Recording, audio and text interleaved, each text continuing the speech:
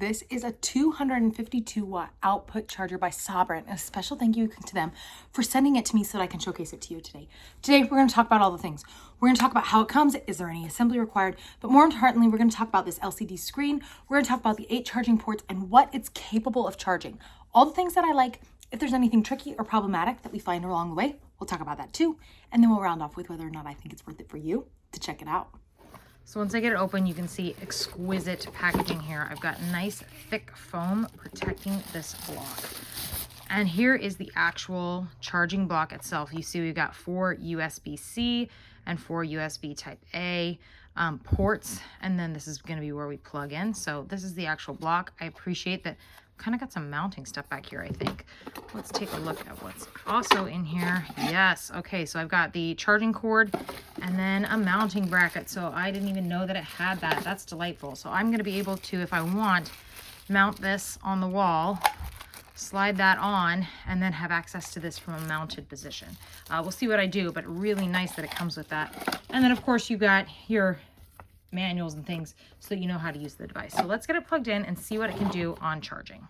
All right, so I've got it plugged in. You can see I don't have the screen on. So I think your first question should be, well, does it work even if the screen's on? Let's find out. You can plug right in. I've got USB-C to USB-C Type A to USB-C Type C.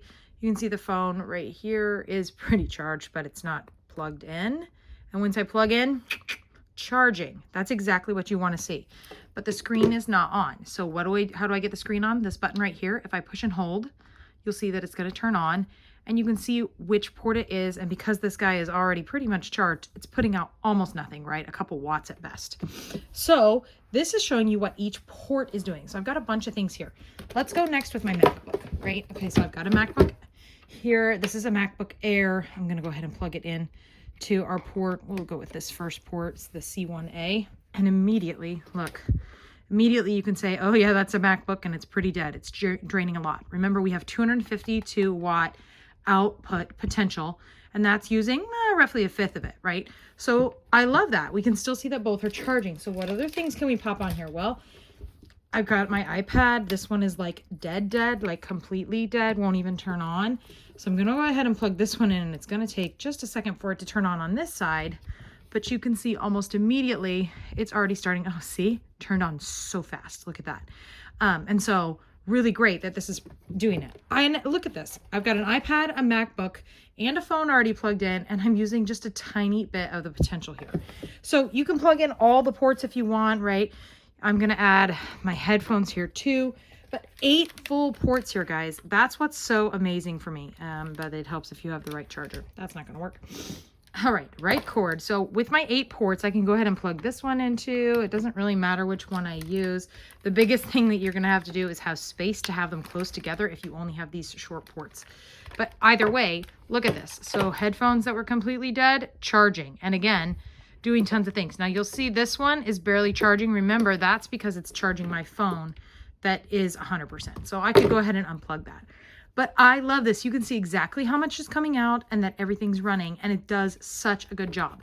Now, keep in mind, this guy is heavy, so I am probably going to use this because I imagine that this is going to go traveling with us. I have 5 kids. We have tons of devices. So having this, it's going to help us plug everything in from one port instead of having to bring a bunch of different things and tell me how much power I'm using is pretty incredible. So I'm not going to mount it. But again, it did come with the stuff that I needed should you want to mount it on the back. You would simply use that little plate that you got and the screws, and then it could hang on the wall if this is going to be like a permanent spot in your office or something else like that. So overall, my final thoughts here, well, I really love this. The thing I think I like best is one amount of power, right? 252 watts is a ton. Number one best feature is the amount of charging it can do at the same time.